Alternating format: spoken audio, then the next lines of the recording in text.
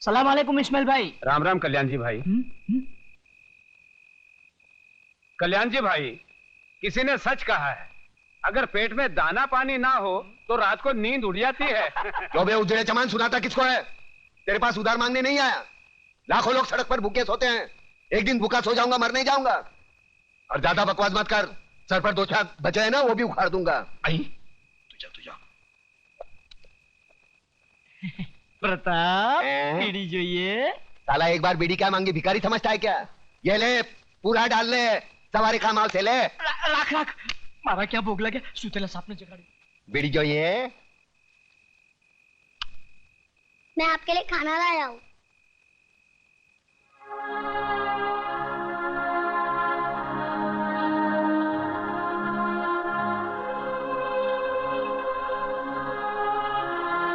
तूने खाया? माँ ने आधा खिलाया और आधा अपने हिस्से का मेरे लिए भेज दिया है ना? देख छोटू, आज तक मैंने किसी के हिस्से की भूख प्यास नहीं छीनी। जा अपने हाथों से अपने माँ को खिला, जा। एक बात पूछूं मामा? क्या कहा? मामा। वाह छोटू वाह, मैं तो रिश्तों को भूल ही गया था, तूने वापस याद दिलाया। चल पूछ, क्या क्या पूछना है? मामा, बचपन में अगर तुमने अपनी माँ से कहानी सुनी होगी तो मुझे भी सुनाओ ना।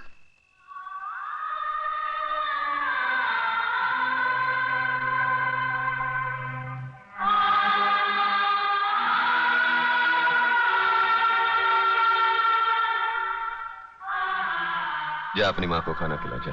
सुनाओ ना कहानी। छोड़ दो मुझे। चल जा हरामजादी, मैं देखती हूँ तू कैसे नहीं जाती। छोड़ दो मेरी माँ को, छोड़ दो। छोड़ो मुझे। डाल दो साले की जिप में। माँ, मेरी माँ को बचा लो, बचाओ बचाओ, वरना लोग उसे उठा के लेके जाएंगे। मामा बचा लो मेरी माँ को, बचा लो मेरी माँ को, बचा लो मेरी माँ को, वरना लोग उसे उठा के लेके जाएंगे। बचा लो मेरी माँ को, मामा बचा लो मेरी माँ को।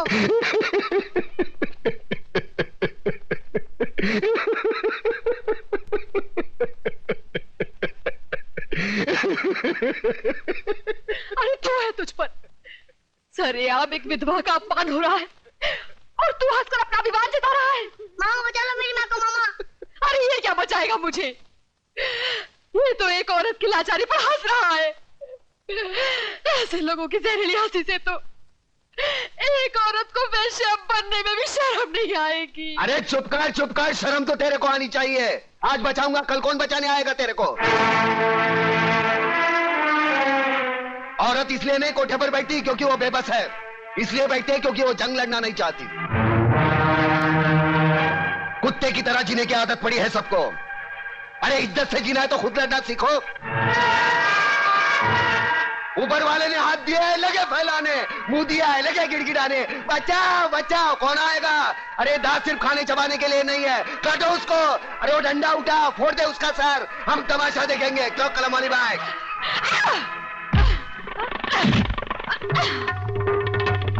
एक औरत को धंधे पर बिठाना चाहते हो तुम? छोड़ो तुम लोगों को, कमीने, कुत्ते, हरामजादे।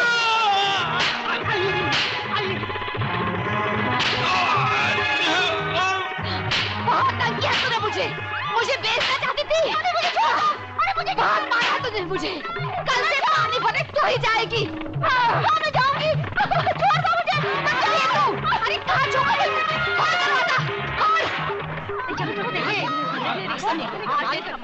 देखा प्रताप, देखिए अपनी जुबान की ताकत। इन लोगों में क्रांति की ज्वाला सिर्फ तुम जगा सकते हो। अरे छोड़ना ज्वाला की बात, यहाँ बीड़ी जलाने के लिए माचिस दूसरे के पास मांगनी पड़ती है। क्रांति की बात एक होने पे तेरा बाप हूँ। चलो चलो भाई, अपने अपने घर पे जाओ, चलो। अरे कल्याण जी, इस्माइल, हाँ ये है ना साला तुम्हारी वजह से बिगड़ा ही है। मैं तेरा मुनी मुंह, लोग क्या कहेंगे? तू क्या करता है वहाँ पे? आप वो साले गुंडे मोबाइलियों के साथ में तो तेरे को 2 वक्त खाने की रोटी नहीं मिलती। अरे क्या क्या बकबक कर रहा है? अरे इधर मारना नहीं, छोटा मगज होता है, आदमी मर सकता है। अरे ये चल अंदर चल, तेरी वजह से खाना नहीं खाया मैंने, चल। क्या हंस रहा है?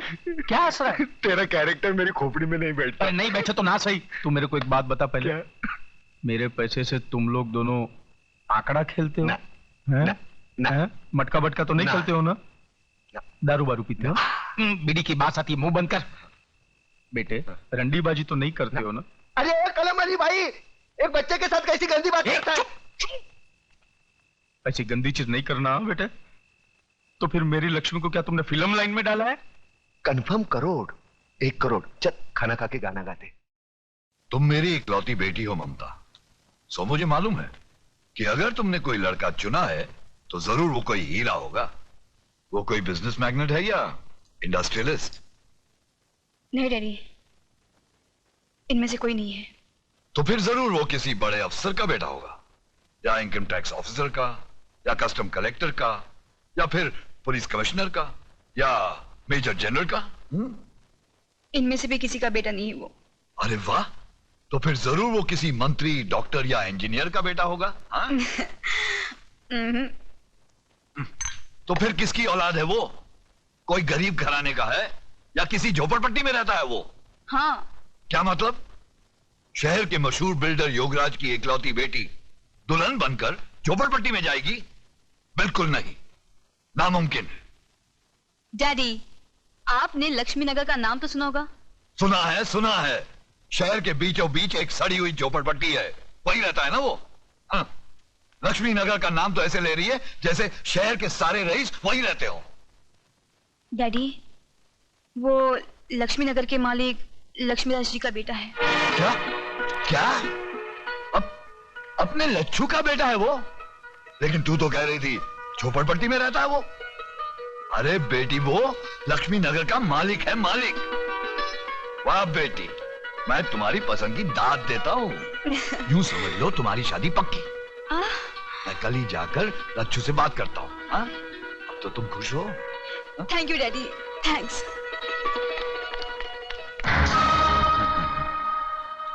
वाह बेटी वाह, क्या सही निशाने पे तूने तीर मारा है। लक्ष्मी नगर पर योगराज नगर बनाने का बहुत पुराना सपना था मेरा। आज तेरी वजह से वो सपना पूरा होते हुए नजर आ रहा है मुझे। लच्छू योगू, अरे योगू मेरे यार। अरे तू तो बिल्कुल वैसा का वैसा ही लगता है, एकदम दुबला पतला। हा? मैंने तो सोचा था कि आदमी के पास पैसे आ जाए तो बड़ा झाड़ा मोटा हो जाता है। अरे यार, तुझे देखकर अपना बचपना याद आ गया। याद है तुझे तू कैसे छोटे छोटे मिट्टी के घर बनाता था? हा? और आज शहर की ऊंची ऊंची बिल्डिंगें बनाने वाला योगराज बिल्डर। अरे बातें छोड़, ये ज्ञानचंद जी हैं। अरे ज्ञानचंद के ज्ञान के बारे में तो मैं बहुत कुछ सुन चुका हूँ। तुम्हारे कारोबार का काला सफेद कोई भी काम इनके ज्ञान के बाहर थोड़ी है, आके नहीं। आइए कंगी अंदर अंदर रखो, बहुत बुरी आदत है इसकी। आइए आइए, आओ आइए बैठिए, आइए। हाँ तो भाई साहब बोलिए, क्या पियेंगे, गरम ठंडा? कुछ नहीं, मैं ओवल्टीन पीऊंगा। नहीं, वो घर में नहीं है। ये एक और बुरी आदत है इसकी। देख लच्छू, हाँ। तू तो मुझे बचपन से जानता है, मैं घुमा फिरा के बात नहीं करता। बराबर। देख, तेरा एक बेटा है, हाँ। मेरी एक बेटी है। हाँ। जो कुछ भी तेरा है वो मेरा है, और जो कुछ भी मेरा है वो समझ ले तेरा है। यानी तेरा जो कुछ भी है वो मेरा है? हाँ, वो कैसे? सीधी सी बात है लच्छू, मेरा सारा माल मेरी बेटी का। मेरा मतलब है शादी के बाद तो दामाद का ही हो जाएगा ना। देख भैया, ये तो लेन देन की बात करेगा तो तेरी मेरी नहीं जमेगी। ये लो। इसलिए मैंने अपने बेटे को पहले से ही घर के बाहर भेज दिया है। अरे यार, तेरी बेटी मेरी बेटी जैसी है, एक साड़ी में विदा कर देना। मुझे दहेज में फूटी कौड़ी भी नहीं चाहिए, समझा? वाह। नहीं, और दिन रात एक करके जो मैंने दुनिया भर की दौलत कमाई है वो किसके लिए? मुझे नहीं मांग। देख, मैंने तो फैसला कर लिया है, 1 करोड़ नगद मैं ममता को दूंगा ही। 1 करोड़ नगद? 40-50 लाख रुपए के गहने हैं, और फिर एक छोटा सा बंगला 3 करोड़ का। ये सब मैंने अपने बेटी के नाम कर दिया है। 40-50 के गहने मतलब 1.5 करोड़, और 3 का बंगला 4.5 करोड़। बाकी उसके बैंक के खाते में कुछ 2-3 करोड़ रुपए तो जमा है ही। अब बाप बनकर मैं उस पर नजर थोड़ी ना रख सकता हूं।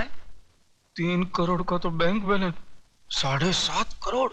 अब जिंदगी भर दूसरे लोगों की शादी पर पैसा मैंने बांटा, हाँ अब अपनी बेटी की शादी पर वो लोग पैसा देंगे ही ना। हाँ हाँ, क्यों नहीं देंगे। यूं समझ ले कुछ 40-50 लाख रुपए तो हो ही जाएंगे। 40-50 की बख्शिश यानी 7.5 और 50, 8 करोड़ की लक्ष्मी। देख, अब तू ना करके दोनों प्यार करने वालों का दिल मत तोड़ देना। अरे मैं कैसे ना कह दूं भैया, लेकिन हाँ यार, ना का फैसला तो तेरी मर्जी से ही होगा ना। मैं तो अपनी बच्ची के लिए कुछ भी कर सकता हूँ। बस तू जब हाँ कहेगा हम दोनों की शादी कर देंगे।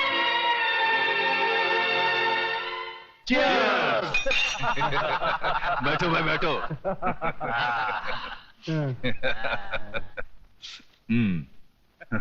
देखा देशमुख साहब, इसे कहते हैं राजनीति। आग सिर्फ एक बस्ती में लगी और पूरा शहर जल गया। मान गए चतुर जी, मान गए भाई। इसीलिए तो हमारे जैसे नेता लोग और आप जैसे अंडरवर्ल्ड वाले माफिया ही राजनीति में सबसे आगे हैं। मगर देशमुख साहब, हम जैसे वफादार और खाकी वर्दी वालों को क्यों भूल जाते हैं आप? अरे बाबा, तुम लोगों को कैसे भूल सकता है? अभी तो हम लोग हमारा हर काम में तुम जैसा वफादार अफसर लोगों का भी हिस्सा रखता है। जी योगराज बाबू। बस अब तो लक्ष्मी नगर पर योगराज नगर बन जाए तो हम सब बहुत जल्द अरबपति बन जाएंगे। अरबपति बन जाएंगे क्या योगराज? समझो बन गए। सुन, ये सब लेके जा। हा? ये सांप, ये लोग मुझे काट देते तो ये सब किस काम आता है? ये वहां छोटे छोटे बच्चों को जला, औरतों को काटा। इनके साथ मैंने जिंदगी के 40-40 साल निकाले। ये मेरे सामने बड़े हुए। अभी इनका दुख मेरे से तू लेके जा। हाँ? तू उनका ये पैसे से बस्ती, पूरा बस्ती बसा दे।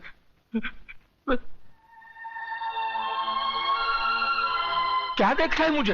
हा? क्या देखा है मुझे? लेके जा, लेके जा, सब लेके जा।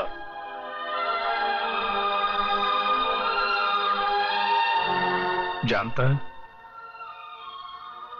इस शहर में सब लोग एक सपना लेकर आए थे।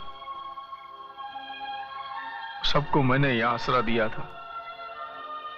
मैंने नहीं पूछा था कि तू हिंदू है कि मुसलमान। किन दरिंदों ने आग लगाई है, इंसानियत जल के राख हो गई। धनिया, मेरे बचपन में मेरा बाप मर गया। शायद इसलिए बाप बेटे के रिश्ते की मुझे पहचान नहीं थी। चलो, आज वो कमी भी पूरी हो गई। अरे धनिया, तू मेरा बाप है। बाप। मुझे बाप बोला ना तूने? हाँ, तो बड़ा बेटा होने के नाते मुझे एक वचन दे। मैं जिधर भी मरूं ना, मेरी चिता को तू ही आग लगाना। हाँ?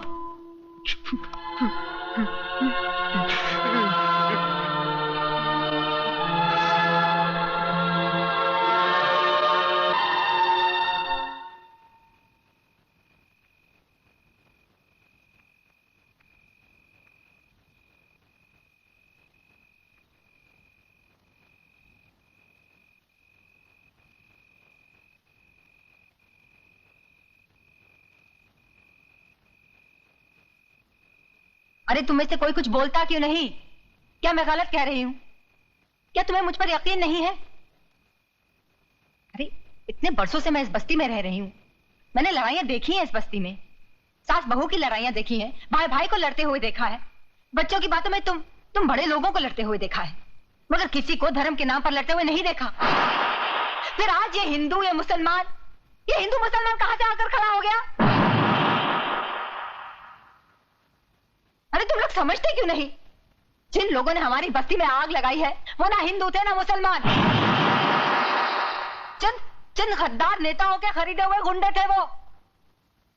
हर नेता तो सिर्फ यही चाहते हैं कि धर्म के नाम पर हमारे दिलों में नफरत पैदा हो जाए, हम एक दूसरे को काटे मारे खून बहा दे और वो बैठे बैठे तमाशा देखे। हम ऐसा नहीं होने देंगे। बंद कर अपना ये लेक्चर। असलियत जानना चाहती है तू तो चल मेरे साथ। इधर आ, ये देख, ये है असलियत। ये मेरे मासूम बच्चे हैं। पूछ इनसे किसने मारा मेरी बीवी को, किसने मारा इनकी माँ को। इनसे पूछ बोल बेटा बोल, किसने मारा तुम्हारी माँ को? बोलो। हिंदू ने मारा है। सुना तूने? हाँ?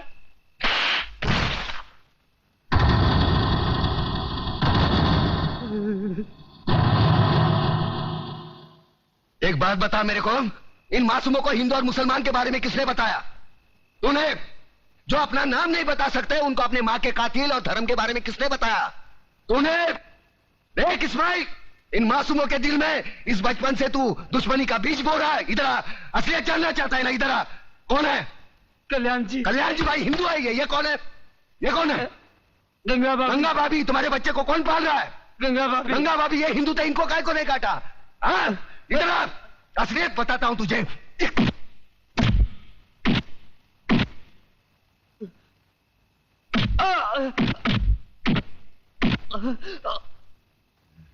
ये ले, ये मुसलमान का खून, ये हिंदू का खून। बता, इसमें मुसलमान का कौन सा, हिंदू का कौन सा? बता। साले बनाने वाले ने इसमें फर्क नहीं किया, तू कौन होता है फर्क करने वाला? ये कलम वाली बाई ठीक कहती है, इसकी कड़वी सच्ची बातें तुम्हारे खोपड़ी में नहीं घुसती। किसने किसको मारा? किसने किसको जलाया? साला कल तक हम एक दूसरे के त्योहार में शरीक होते थे, एक दूसरे के सुख दुख बांटते थे। अपने टकले पे गणपति लेके काय को जाता था? पानी में गणपति बाप्पा मोरिया काय को नाचता था? अल्लाहुम्मा सल्ली अला आला सैयदना मौलाना मोहम्मदी व अला आले सैयदना मौलाना मोहम्मदी व बारिक वसल्लिम। ये दुरूद शरीफ तेरे को किसने सिखाया? अब चंद गद्दारों की साजिश में अपने भाईचारे को दफनाना चाहता है। प्रताप, मुझे माफ कर दो, मैं बह गया था, मैं बह गया था प्रताप, मुझे माफ कर दो।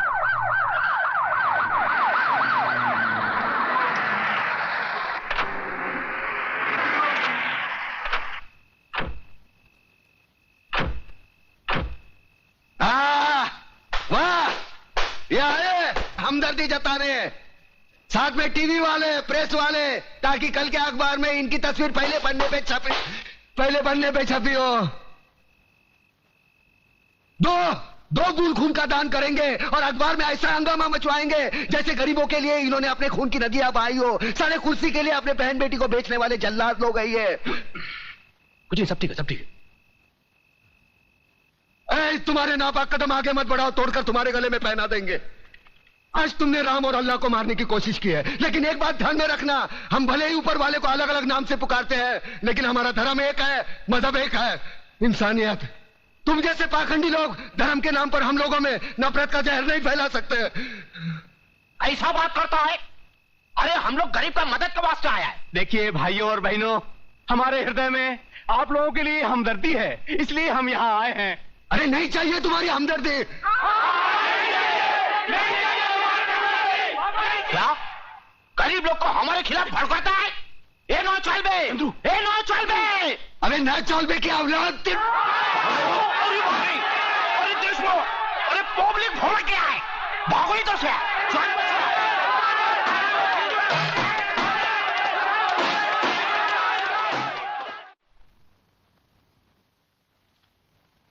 सर, इस फाइल में वो सारी रिपोर्ट्स हैं जिनसे आपको पता चल जाएगा कि इन दंगों के पीछे किन का हाथ था।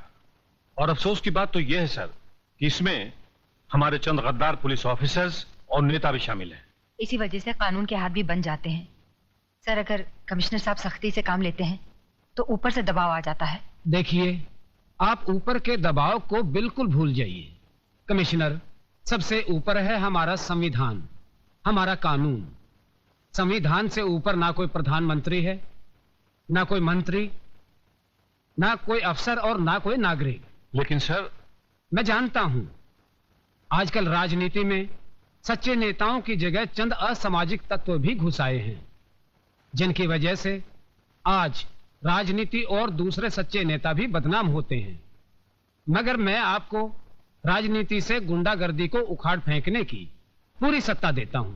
अगर उसमें कोई रुकावट या अड़चन आए तो उसके लिए आप गृह मंत्री से मिल सकते हैं। Thank you sir. बात दिल्ली तक पहुंच चुकी है चतुर सिंह जी, और दिल्ली से अब हमारा शहर तक, बाद में हमारा घर तक, बाद में जुबान काट दी जाएगी उसकी। जिसने ये बात दिल्ली तक पहुंचाई, मुझे सिर्फ ये बताओ कि दिल्ली कौन गया था? अपना एक कमिश्नर साथ गया था उनके, मगर अगर मगर क्या करता है? साफ साफ बोलो। दादा, ये सारा कोरस्तानी उस मेघनाथ दीक्षित का है, जो अकबर में लिख लिख कर चिंगारी को ऐसा आग बना दिया है जो कल हमारा दामन तक पहुंच सकता है। और वो साला कल का लौंडा कड़का भिखारी, क्या नाम है उसका? प्रताप दादा, प्रताप का पर काटना मांगता है। प्रताप का पर काटेगा ना तो सिर्फ ताप बच जाएगा और उस ताप में वो जलकर मर जाएगा। हम तो बोलता वो प्रताप का पर मेघनाथ दीक्षित है, मेघनाथ दीक्षित को मारेगा ना। बंद करो ये बकवास, कान के पर्दे फाड़ डाले। जब भी देखो भाषण देते रहते हो साले। तुम्हें पता नहीं कि चतुर सिंह को ऊंची आवाज पसंद नहीं है। अंकुश, ये दीक्षित लड़की का पता करो, जरा हम भी तो देखें जो दिल्ली तक पहुंच गई वो चीज क्या है।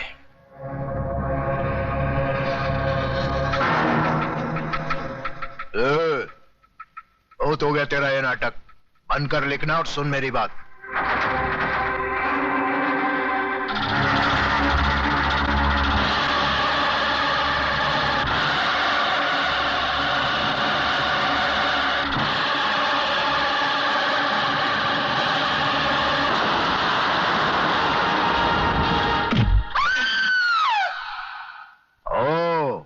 तो तू है, हमने तो सोचा था कि इतना कुछ होने के बाद तो तू शर्म से ही मर जाएगी, लेकिन तू तो रंडी की औलाद, ज्यादा बोलेगा ना तो जबान खींच लूंगा साले।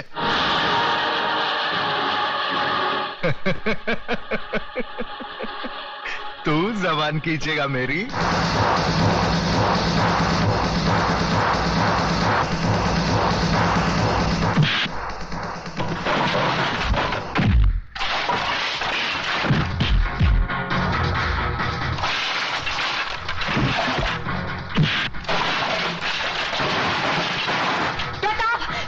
छोड़ दो इन्हें, ये बहुत खतरनाक लोग हैं। प्रताप छोड़ दो इन्हें।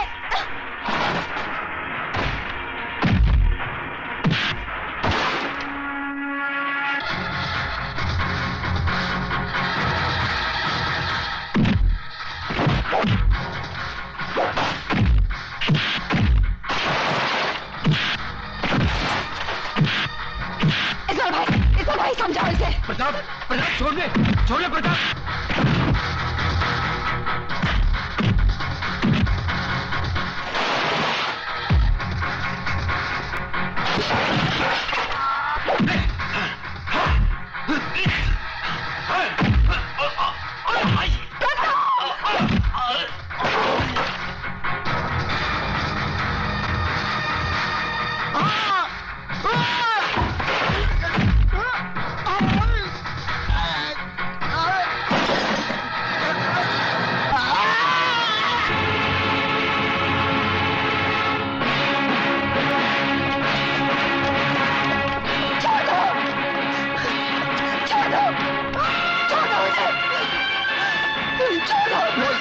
कौन है तुम? एक दो कौड़ी का गुंडा तेरे को रंडी बोलता है। कौन है तू? क्या असलियत है तेरी? कौन है तू? कौन है? होली होली होली